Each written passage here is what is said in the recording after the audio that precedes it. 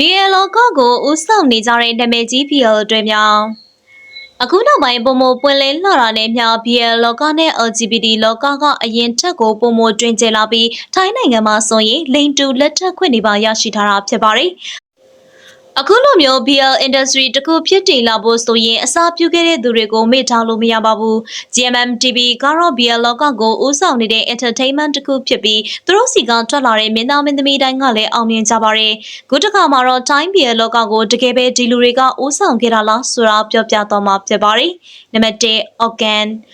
က2016ခုနှစ်က Papi Honey series နဲ့ပရိသတ်တွေကြားမှာအောင်မြင်လာပြီးချစ်စရာကောင်းတဲ့အတွက်ဖြစ်ရပ်တည်လာခဲ့တာ9နှစ်တောင်ရှိလာခဲ့ပြီဖြစ်ပါတယ်။အဲ့နောက်မှာတော့ Theories of Love, Not Me, Our Sky, Cooking Crush စတဲ့ဇာတ်လမ်းတွေက Organ ရဲ့ masterpiece series တွေလို့ပြောလို့ရပါတယ်။ Organ ကတော့ကင်မရာရှေ့မှာရောကင်မရာနောက်ွယ်မှာပါပြုမှုတွေကတူတူပဲဖြစ်ပြီး fan service ပေးတာမရှိသလောက်ပါပဲ။တကယ်ကိုချစ်စရာကောင်းတဲ့အတွဲလေးဖြစ်ပြီးတော့ GMM TV ရဲ့ powerful couple တွေကတတွဲဖြစ်ပြီး BL လောကရဲ့ရှေ့ဆောင်တွေလို့တောင်ဆိုလို့ရပါတယ်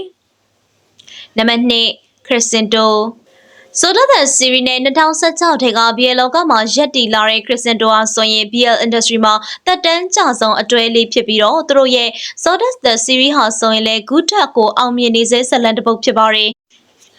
သူတို့တွဲလေးကဂျားမှာ GMM ကနေစင်တိုထွက်သွားတာကြောင့်ခဏတာကွဲကွာသွားကြပေမဲ့အခုပြန်တွဲနေပြီဖြစ်ပါတယ်အချစ်ဆိုတာတကယ်ရှိပါလားဆိုတာသိချင်ရင်ခရစ်စတိုကိုကြည့်ပါနော်သူတို့နှစ်ဟာ2နှစ်ကြာကွဲကွာသွားပြီးတဲ့နောက်အခုလိုပြန်လဲဆုံတွေ့ခဲ့ပြီးအခုဆိုရင် The Ace Morning နဲ့ပရိသတ်တွေရှေ့ကိုပြန်လဲရောက်ရှိလာပြီဖြစ်ပါတယ်ပရိသတ်တွေကတော့သူတို့ရဲ့ပထမဆုံးတွဲလေးပြန်လာကြပြီမို့ပြောမပြတတ်အောင်ပျော်ရွှင်နေကြပါတယ်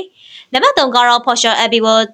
ထိုင်းနာမည်ကြီး BL series ဖြစ်တဲ့ Together with Me the series မှာပါဝင်သရုပ်ဆောင်ထားတဲ့ Portia Abbey ကတော့လိန်တူချစ်သူဖြစ်ဖွင့်ဟပြောဆိုထားပြီးလက်ထပ်ထားတဲ့အမျိုးသားလေးရှိပါတယ်။ Portia ဟာသူ့ရဲ့အမျိုးသား M ကို2014ခုနှစ်မှာလက်ထပ်ခွင့်တောင်းခဲ့တာဖြစ်ပြီးအလားအနေငယ်ကြာမှပဲလက်ထပ်ခဲ့တာဖြစ်ပါတယ်။အခုဆိုရင်တော့သူတို့နှစ်ယောက်ရဲ့အိမ်အောင်သက်က10စုနှစ်တခုရှိနေပါပြီ။ Portia ဟာ2022ခုနှစ်နာမည်ကြီး series တခုဖြစ်တဲ့ Along Night the series မှာလည်းသူ့အမျိုးသား M နဲ့တူတူဇက်ပို့တွေဖြစ်ပါဝင်သရုပ်ဆောင်ထားကြပါတယ်။နံပါတ်4 Tenue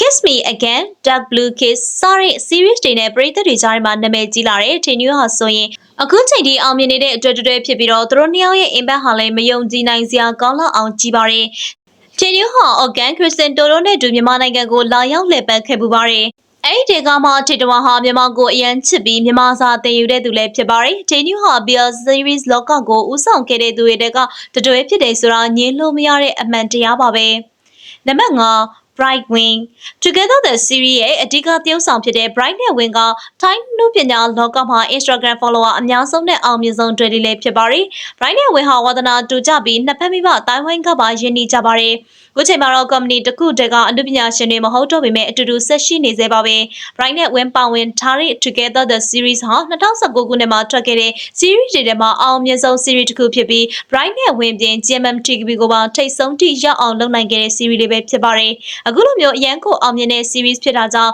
Stay Together the series နဲ့ Together the movie ပါထပ်ဆင့်ထွက်ရှိခဲ့ပါတယ်။ Bright ဟာ2023စက်တင်ဘာလမှာ GMM TV နဲ့9နှစ်တာစာချုပ်ကုန်ဆုံးသွားပြီဖြစ်တာကြောင့် GMM TV ကနေထွက်ခွာသွားခဲ့ပြီးသူ့ရဲ့ကိုယ်ပိုင် entertainment ဖြစ်တဲ့ Cloud9 လို့အမည်ရတဲ့ entertainment company တစ်ခုကိုပါထူထောင်ခဲ့ပါတယ်။